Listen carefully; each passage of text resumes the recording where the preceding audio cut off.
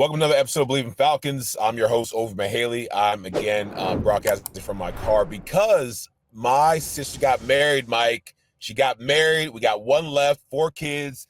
3 of them got husbands and kids. And my baby sister, Rona Mughelli, congratulations.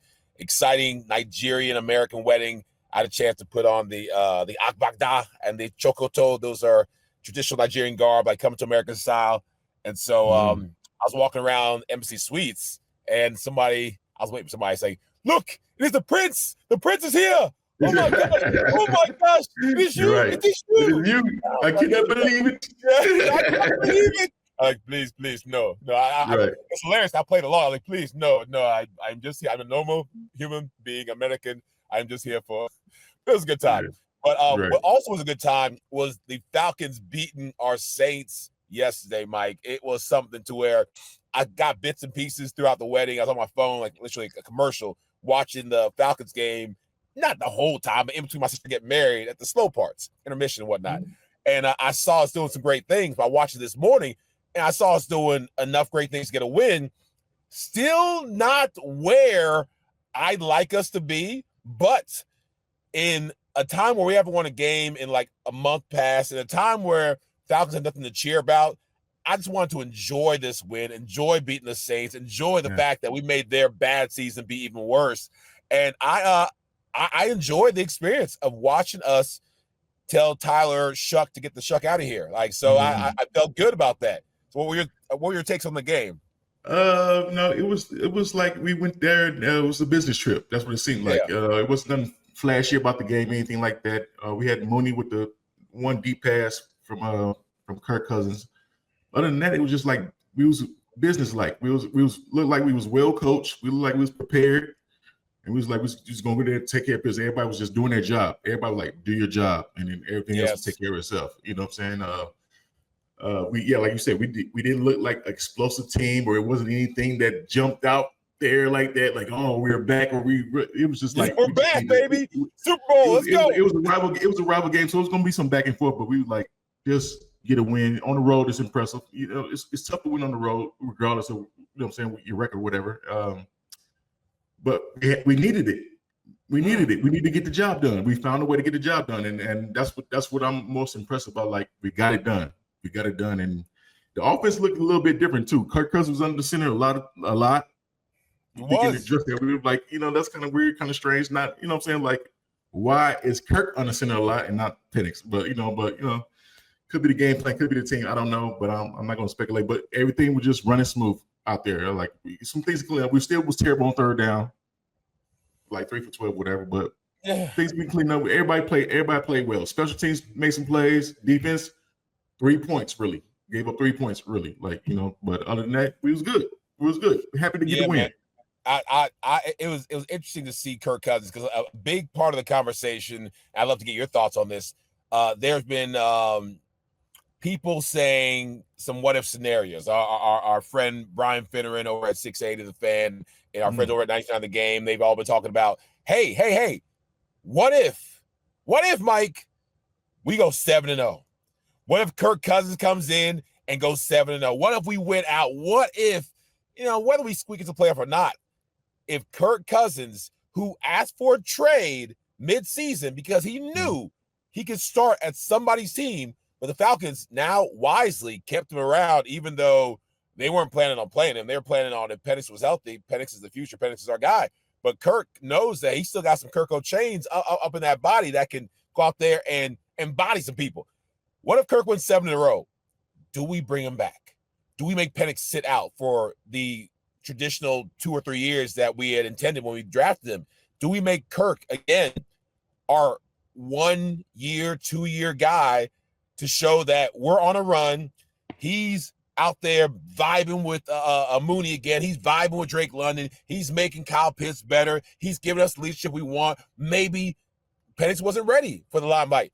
Do we keep Kirk Cousins? Because this game is the beginning of that. This is the beginning of that 7-game run, Mike.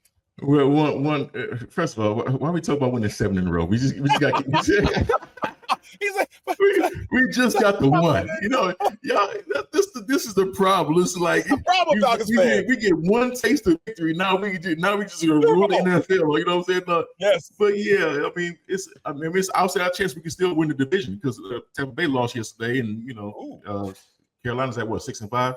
So we're not too far behind. You know what I'm saying? But if Kirk runs the table, why not bring him back? We go back to the original plan. The original plan was Kirk to be here for 3 years and let Michael develop. That was the original plan. Yes. So it's not far fetched to think about that. It is what it is. We still paying this guy. I got to check the books though. I don't know about the salary cap and all that stuff, how that affects. Because if Kirk's gone, we still got to. I think we still got to bring in the quarterback to start the season because I don't know if Mike's gonna be ready at the beginning of the season. So. Why not keep? We paying him anyway. We paid him $90 million this year. Something guaranteed that hit. So we will see if things looking great, things looking good. Yeah, Kirk's the guy. You know what I'm saying? It was his job to begin with. He just got hurt last year. Didn't tell nobody. Well, true. They didn't tell the fans, the coaches, and all that stuff knew. He didn't tell us, Mike. He didn't call us and tell us because we deserve to know. We are fellow Falcons. He should have called us so we understood what's going on because it went from great Kirk to what the hell you doing, Kirk? And no one knew what the hell was going on. Hey, we didn't know. I feel upset. I feel betrayed. But the fact that he was able to talk to or throw the ball to David Sills, great story, young man who's been open a couple times and finally get a chance to get the ball, score his first touchdown at 29.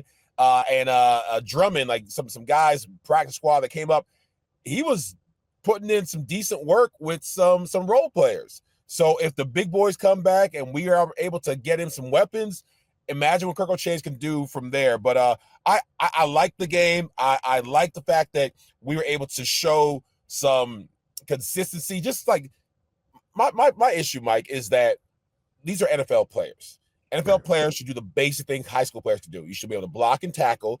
You should be able to catch balls. You should be able to make tackles. You should be able to make field goals.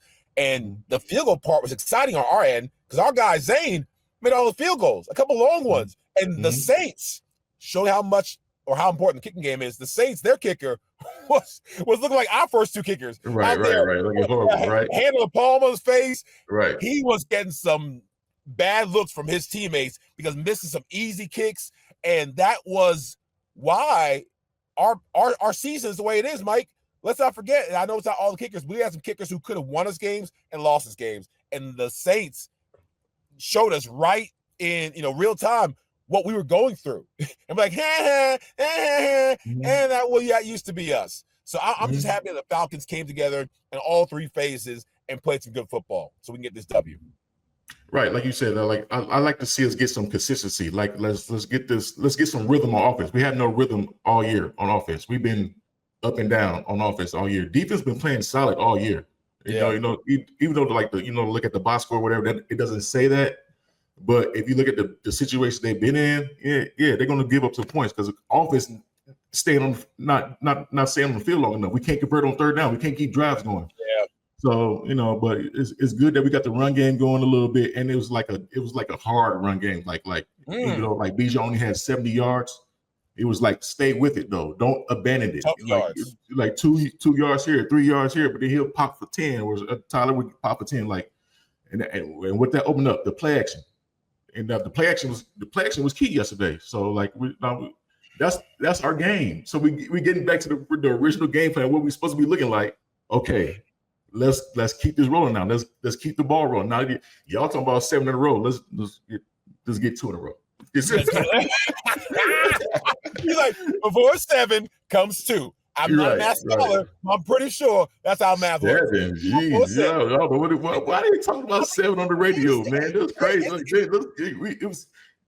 We lost 5 in a row. Let's have to get 1. Geez, now we're gonna get 7. That's the it's a nice round number, Mike. It's a nice round number. But also, what's the round numbers is what FanDuel is throwing us. Again, Bleav in Falcons presented by FanDuel. FanDuel had us as I think it was 5.5 point favorites, and we ended up beating by 14 points. So we won, the money line, we won the spread, we won everything. I just felt like everyone knew. We talked about it to a buddy of mine. The Saints having a bad season. We're having a bad season, but the Saints were supposed to have a bad season. They knew this was not going to be a Super Bowl year for them. we thought we had, a chance to be great. So I don't know who didn't take us to win, probably Saints fans, but I felt like if we were able to get back on the right track, or not even get the right track, if we were to play a semblance close to who we are, we beat the Saints, and plus the rivalry and everything else, and Kirk Cousins having the desire to show people he can still play. So FanDuel, they did their thing. We didn't win the over-under. I think it was like 33 points. I'm not sure what that was. I don't think we got it up more than 33 points overall, but I do know that the Falcons won money line, overall bet. I'm happy about that. The defense, so I'm happy about the defense. We had, in the last 4 games, saw a stat, the most sacks we've ever had in Falcons franchise history. And that, for everybody who's saying, fire Thomas, not Thomas Mitchell, God, fire our GM, Terry Fontenot. Everybody's saying fire Terry Fontenot. He's made mistakes, and this Kirk Cousins, Michael Penix, a fiasco is proof that that he doesn't need to be here. I say hogwash. Absolute hogwash. Mm-hmm. These defensive powerhouses, and not just the James Pierces and the Jalen Walkers, the Rukaroros, the Brandon Dorleses, the just like on David Onyemata. Our defense, again, far from perfect, but to be ranked in the top 5 and number 1 pass defense, this isn't Falcons football that we are that me and Mike know.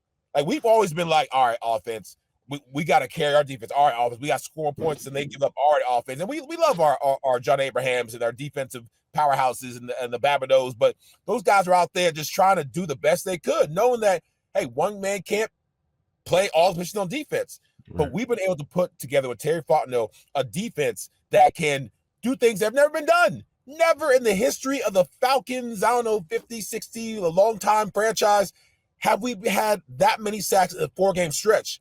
Why on earth would you get rid of the man who put that together? Because Terry ain't been here. It's like, he inherited that. He got here last year, 2 years ago. He's been here for 4 or 5 years. And that's his team. These are his players. And Jeff Ulbrich, because if Raheem goes, we mentioned it before, as much as we want them to keep Jeff Ulbrich, the new coach is going to bring his new DC. For the defensive production alone, do not change anything. And I know that's hard for Falcons fans to hear because last game, they're like, get him out. And I get that. Losing to the Panthers twice, I get that. Why you're upset. But you have to think long term. We've been going from coach to coach to coach. And with Michael Penix being a young quarterback who we do not need, even though I do not like that pistol, but Michael Penix being a young quarterback, we don't want to have him with inconsistency. And I'm hoping that the situation that we mentioned actually happened, even though Penix wants to play, I'm sure he does. I know his family wants to play, his fans want him to play. I think that if Kirk Cousins can give us what we need and he can get under that center and we can actually run a play action that works, because play action, the pistol, turning around in a circle, that ain't play action. You ain't fooling nobody. Kirk Cousins, with our running game, being able to use that play action will give us a chance to win games. So I'm like, don't change anything. Defense is balling. Let's keep this moving. Yeah, you got to let the young guys develop because our team is young. Our team is young, and Terry we got a young team that's developing. I think the problem is we came into the season with too much hype. A lot of hype. Everybody got us favorites to win the division. All this other stuff. Like, let us gel together first and see what we really got, and then determine like fire Terry. You know what I'm saying? like he got some good players, and then we'll say, yeah. He talks about like we traded away our 1st round pick for Pierce. Like, that's a good pick. Like, if he got another defensive end the next year, it's like the same thing. So we still just let this stuff gel, let this stuff get together, and and then Billy Bowman was hurt. He's out for the year probably. Not Billy. Yeah, he hurt his Achilles in practice. Come on, Billy. Yeah, so I don't know if it was just like a little sprain or was it torn or anything like that. I gotta get the word on that. But other than that, like, let these young guys go. Watts got an interception yesterday. We got some young guys that's making plays. Defense is good. Defense straight. Defense is positive. Defense looks bright. They held the Saints to 3 points. That's great. Yeah, you're right. They look bright. It's just the offense has been looking sluggish all year. So we got to get that straight. And everything's been like, oh, you paid $120 million to Kirk Cousins didn't draft it. You know, we're gonna get that backlash from here on out until we see it develop until we see it play out. And now it's probably gonna look good because we got Kirk probably for the next year. While Penix is getting healthy, now what? Now it look like a smart move. You know what I'm saying? Yeah, you know what I'm saying? It's all relative. It's all, it all depends how we going. But as long as we win football games, everybody can shut up. Yeah, shut up. Be quiet. I mean, not you guys, but we love y'all, our fans and listeners. But the other people are talking crazy. I get it. As a fan, you want the best for your team all the time. You want to win every single game. You want to enjoy the game of football, but that's not reality. Football is a up and down, crazy, unpredictable, wonderful, lovable, violent, crazy. I mean, sport that me and Mike played for a long time and loved it. But this game, you don't always get what you want. But what you do get, if you're lucky, is a coach and a team that wants to win. And I feel like now it's starting to show, because at times you wonder, with the effort of the players, with the ability to be prepared, let's just not wash away everything. We did not have a perfect game, but this is us getting back on the right track, which as a fan, that's all you can ask for. I mean, Felipe Franks had some couple penalties where you wondered what was going on. The 75-yard return was embarrassing. We got away with that with no points. I don't know how. A couple of things that we did, I'm just like, come on, guys. Like, you're playing such a great game. Don't mess this up with dumb mistakes, dumb penalties, crazy drops. Like, let's not do what people say, which is embarrassment. The Falcons are going to Falcon. Like, I expect the Falcons to Falcon. Like, everyone's saying, how can we lose this? Hey, I ain't gonna lie. I was looking for that moment. Like, where are we gonna mess up at? Where are we gonna turn it into the Saints' favor? So I was looking for it. But the team played well, man. Everybody was just doing their job, being consistent, making plays when they had to, and we got out there with the win, man. Like, and we didn't squeak by. We controlled the whole game. We controlled the whole game. Let's get out of there.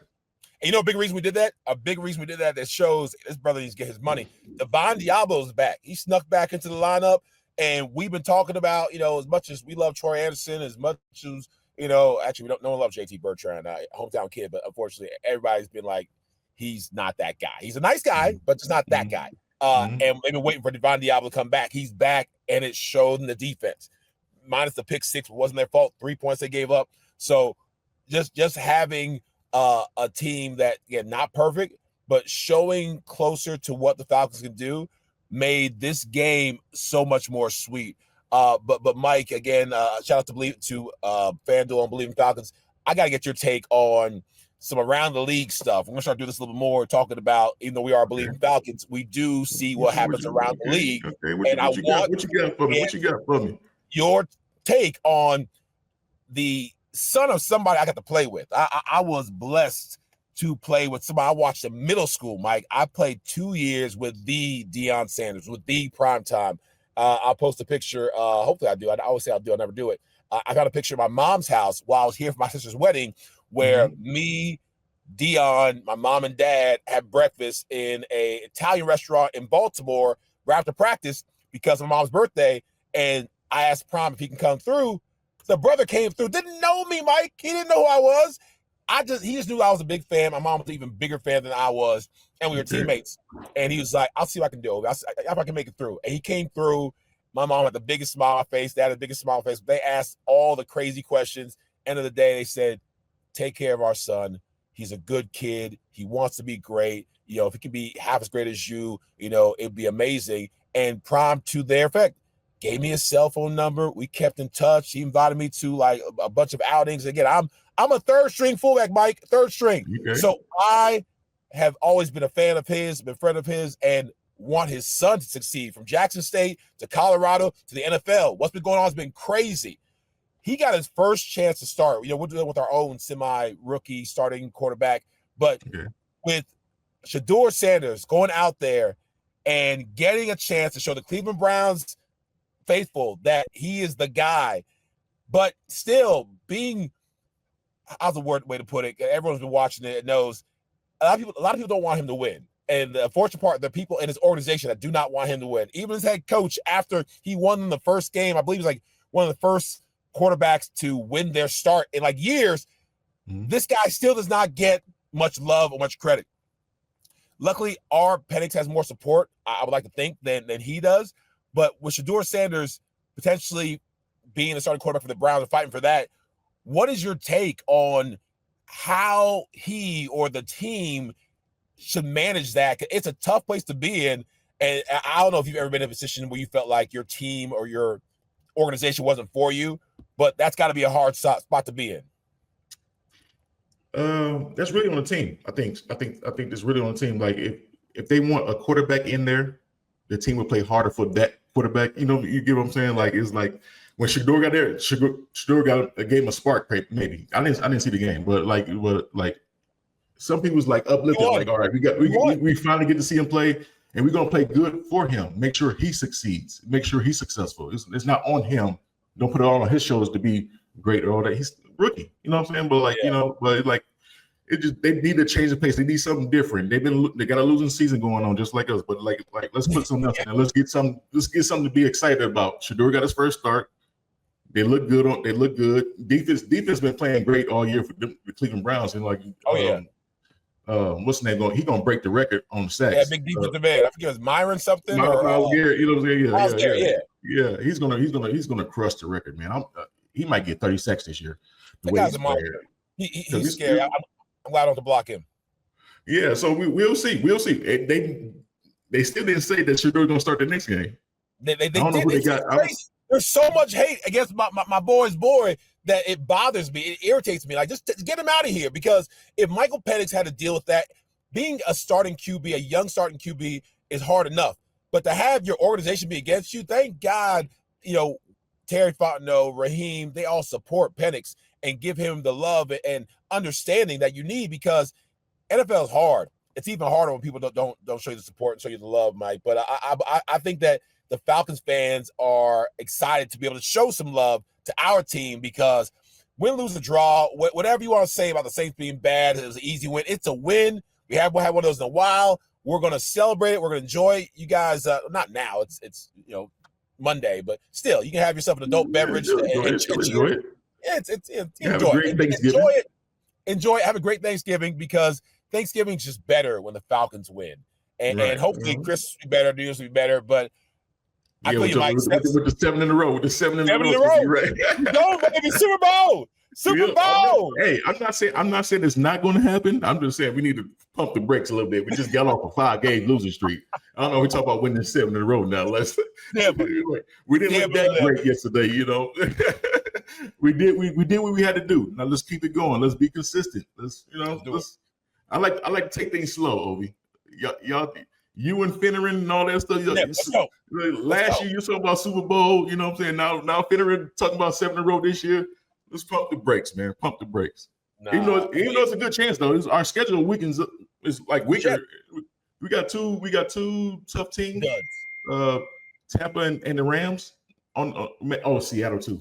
Yeah, we do got some so three tough games, but we got other winnable games that we can't say winnable, because everything's not a given. No, it's crazy. So we will see. We'll see. Jets not a given. So we got to come with the attitude. We got to go in there and whoop some head. You know what I'm saying? Like, don't take them lightly. Because if the Panthers can beat us twice, we can lose to like other bad teams like the Dolphins. Who's to say? Oh, we got the Jets. That should be easy. Only the Rams be hard. No. We can lose to the Jets. We can lose to every team. We've shown that we have no consistency in our wins and losses, beating the Bills and Vikings and losing to the Dolphins and Panthers. So, it hasn't been making sense. It hasn't been making sense this year. So I'm taking it 1 week at a time. The Jets, we were supposed to win. We'll see. Yeah, on the road. Yeah, let's bring it. We got to bring it. But a young team, we got to learn how to win week in and week out. So we'll see. We'll see. We'll see Raheem's best is getting through. Let's motivate these guys to keep them going. I like it. All right, Mike. Thank you guys for listening, watching, supporting, believing Falcons. We know that it's been hard. We've been making it tough for you, but we made you hopefully yesterday get back to believing in our Falcons. So keep on doing that. Keep on watching, support, like, subscribe, the whole thing, and we'll talk to you guys soon.